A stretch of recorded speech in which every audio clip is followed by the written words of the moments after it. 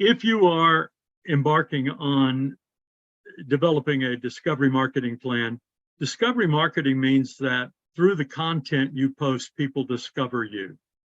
And you have established yourself as a teacher or an expert in your field, as a resource in your field.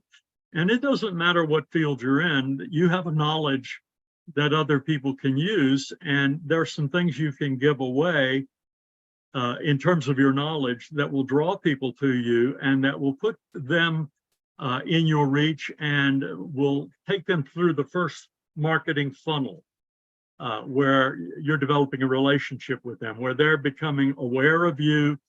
You are someone that they come to think of as the person in the field that you are in when they're looking for someone like that. So the first thing, and I'm going to be kind of short today, and leave room for questions. But the first thing you really need to do is know your audience and target your message to them. Now that is in a business plan, we call it targeting your audience, or determining who your clients are, who your target clients, target customers are. You know their demographics, but you can draw a picture in your mind of who that person or company is that you want to reach. And then once you know who that person is, you have an understanding of their needs and how you can build a value proposition to meet their needs. And that becomes your message. And as you develop your message through discovery marketing, through content marketing, through social media, through your blog or your website, through YouTube videos, however you're going to target and tailor your outreach, you will be speaking directly to them, and you'll be speaking directly to their needs. So the second thing is you need to make sure you offer value in your content. So as I develop content, and I speak about this as someone who does content creation every day, as I develop content on several platforms and for several interest groups, I'm looking at, can a person read what I've written, or can they hear what I'm saying on the video or the live talk and go away with something they can use today or tomorrow or very soon? So the same is true today. Even though I'm not Riva, I'm here, and I want you to have something you can take away that says, okay, that period of time that I set aside to give attention to this content is going to pay off for me. Now, as a marketer and as a business owner, I want to sell something, right? And some of what I want to sell may be information in my field, or it may be a service. In the case of Rebecca, we had a moment to get acquainted and find out about her business. So she's selling a service. But you know, there's a huge knowledge base around even something like commercial cleaning, because there are things that people do every day that are going to add or detract from that. Plus, there are ways that you can teach people on how to evaluate a service and how to choose the right service for them. And you're out there and you're in the world, and on the internet, people can access what you have from anywhere. Now, one of the models for this, of course, is Google. Google gives away a lot of stuff every day. Google Analytics is free. You can blog on Google free. You have Google for Business with a lot of their products are free. YouTube is free. They have ways of making their money, and they make some of it from me. I'm a loyal Google customer, and so every month they take out some money for my extended cloud service. They take out money so that I can have a higher level of service on YouTube and some other products that I buy from them. Buy a domain name or buy upgraded website or something like that. So their model is to offer value even with the material that they put out free and information. And so you are thinking the same way on a different scale, that when you put out information in discovery marketing and content marketing, it's not just an ad. It's something that has shelf life. Now, when I was working with nonprofits and we would put out newsletters, one of my criticisms of a lot of newsletters that came from nonprofit organizations was they didn't have any shelf life because they were just one extended announcement and advertisement. And what do you do with most of the ads that come in the mail to your house? You put them in the recycling bin and they become part of the earth, and you don't necessarily read them. So I would develop newsletters that had content that people would want to keep around for a little while, and they would have it. And so that ensured that they would read the stuff that I wanted. They would also remember my name, they would remember the name of my organization, and they would be friends for life. And that has worked through the years. And so you want to make sure you offer value in your content. 3 is contextualize. That is, if you have general content, make it specific for your target audience. Make it something that your target group will relate to. Relate from your personal experience, relate from the personal experience of others, but target your group in such a way that they will listen and know that you know what their needs are and that you're addressing their needs. Think SEO, that is search engine optimization. So Google and Yahoo and Bing have these little robots, for lack of a better term, but they're little programs, and they're big programs actually, called web crawlers. And web crawlers are searching through billions and billions of bytes of data and websites and blogs and posts every day. And they're gathering information. And they're looking for keywords and key ideas. And they're actually smart enough now to evaluate the art and the spacing and how fast websites download or how slow. But the SEO is really a way to optimize your data and your information and your content so that it will move up higher in the search engine. So let's say you are actually searching with the term SEO. And as you're searching with the term SEO, something's going to come up in your Google or Yahoo or Bing search.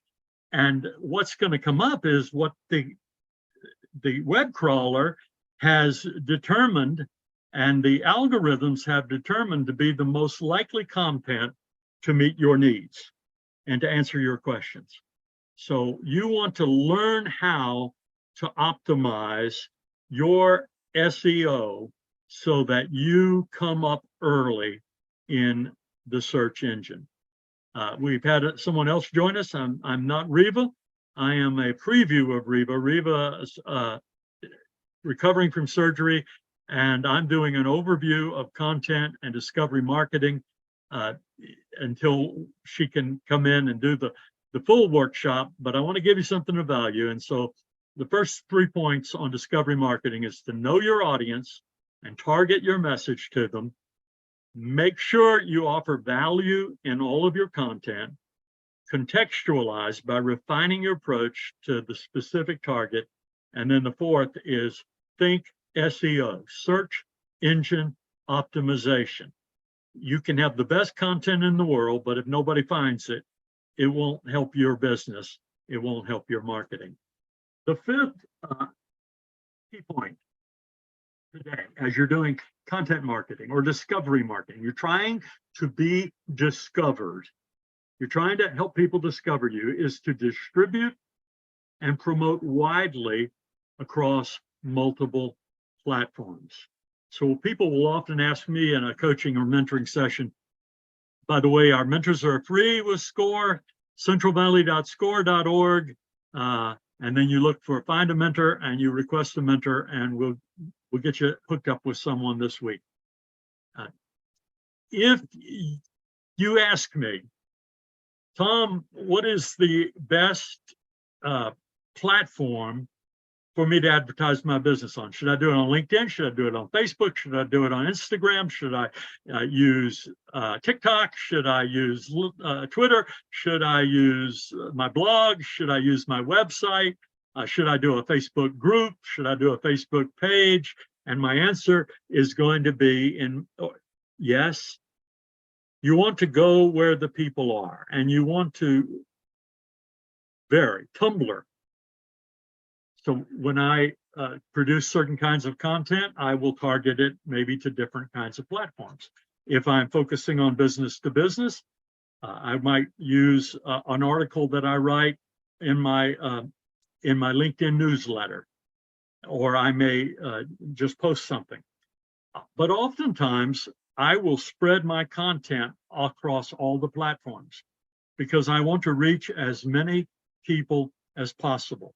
So promoting, cross-promoting, you link things together, you get people in a loop, you get them to follow you. They will follow you in the place that is most comfortable for them, but some people will follow you across multiple platforms. So you want to distribute widely. You want to think big, and you want one thing to lead to another. And that's why you probably need to sit down and develop not just a hit and miss, but a strategy plan. And that's where someone, walking with you through the process, helping you write it down, helping you learn. Will you learn all of this overnight? No, it's going to take some time. The good news is we have resources like Riva, but also other resources. We have some pre-recorded resources, and we have one or two mentors who are experienced in this field of content marketing who can help you and guide you and answer your questions and ask you the right questions and help you to know what you already know. Number 6, tell a compelling story in a compelling manner. You probably heard it said that facts tell, but stories sell. That's because they speak to the part of the brain that is hardwired to respond to the story. There's some things people buy with their emotions, and there's some things people buy with their logic. But most people will be engaged by some sort of story. So what's your story? Think about what your story is, or what is the story of your business, or what is the story if it's a family? What's the story of your family business? What's the story of how you got interested in this field? And if you don't have a personal story, borrow a story, but tell a story. As you tell a story, people will absorb your content. They will listen to your content. They will read your content. They'll pay attention to your content. And even more important, and this is extremely important, this is the first time I've mentioned it in this talk, they will share your content. And once you can get people sharing content, then you can have the possibility of going viral by using all the other tools available to you. The 7th thing is to use art and video effectively. Now, I don't have the best slide for you today. This is just something simple, but most of the time when I do webinars, I try to build compelling slides that have less verbiage and more visual, because it is in the visual that our minds are stimulated. We want just a few keywords. Ordinarily, this should have been 10, at the minimum of 10 slides. So I'm showing you how not to do it, and I'm also telling you how to do it. You want to use art and video effectively. You say, well, I'm not an artist. You know what? Everybody's an artist now. We have PowerPoint. I just put this slide together with PowerPoint, provided the graphics, everything, but I can do even better ones. with PowerPoint, with Canva. That's available to you. There's so many resources that are available to you to create original, creative graphics, art.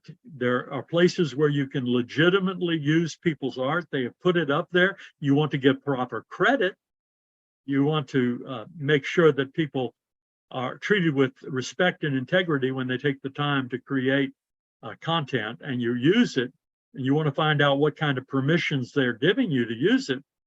But there are places you can go, and I can help you find those places where you can find that kind of content that's available to you, and you want to make use of it.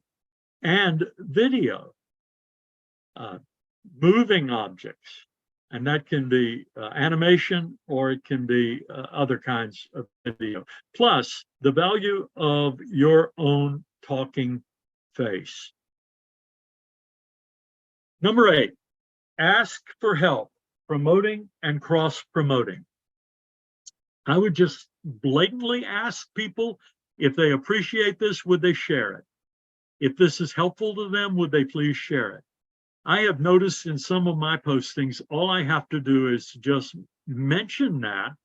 People don't always know that they can, or that you would appreciate them sharing. I, from time to time, will mention, if somebody say, can I share this? I'll say, listen, if I've posted it, it's shareable. If I've made it shareable, not only would I give you my permission to share it, but I would thank you for sharing it.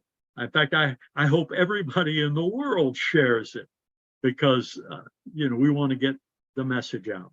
So your message, ask for help. Start by asking your friends. Start by gathering some people together who become a community of sharing, and promote and cross-promote.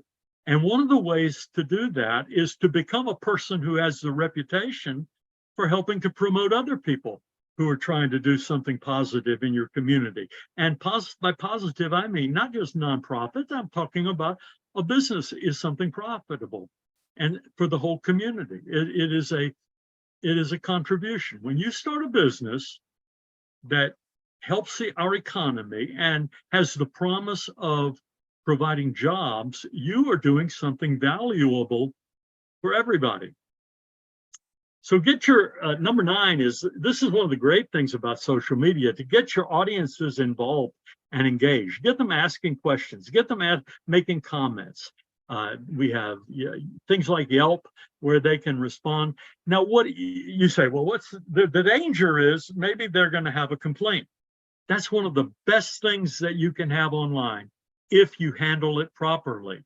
Because if they have done that, and then they see that you respond in a respectful and helpful way, it will send a message. This company, this business cares about how we feel. They care about satisfying their customer.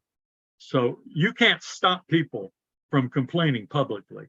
But if you know where they're doing it, then you can respond, and you can correct mistakes. You can. I understand there's some people you can't make happy. You know what? That becomes obvious to the reader. I have done some searches for clients on how people have responded to them in social media. I will find a complaint that sounds especially nasty, and I'll say, let me put this in perspective. This person has a profile on Yelp or somewhere else. Let me see, how many other businesses have they complained about, and how many have they complimented? And I'll look and I'll see, they are in the business of making complaints across the board. And I suddenly, I put that complaint into perspective. And in my mind, both my conscious mind and my unconscious mind, I discount it. They'll get a reputation for that, but you will get a reputation for being responsive. You may have a question about that, how to use it. Finally, use metrics and feedback to analyze and improve your performance. So how do you get that information? Well, for instance, Facebook, when you use Facebook for Business, and from there you can manage your pages, manage your Instagram business. You can buy your ads, you can monitor them. They give you the analytics. You can attach Google Analytics code to your web pages and your blogs and track who's reading, how long they stay, where they're from. You can gather these demographics. How do I do that, you say? Well, we have other webinars that'll teach you how to use those tools. And we can direct you to those through your mentoring relationship as well.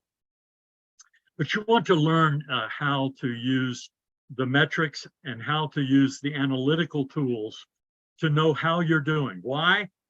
Well, because your time is money. Your time, the effort you put in to doing what you're doing is something you can't retrieve, right?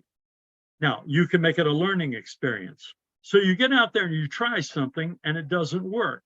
Now you may be able to get some insights into why it didn't work, and then you can refine it. And as you refine it, you get better and better and better. Then when you start spending some money on advertising, you are targeting your dollars to go where they will do the most good. I had a client last night who was surprised to find out that she could start a Facebook ad campaign for as little as $1 a day.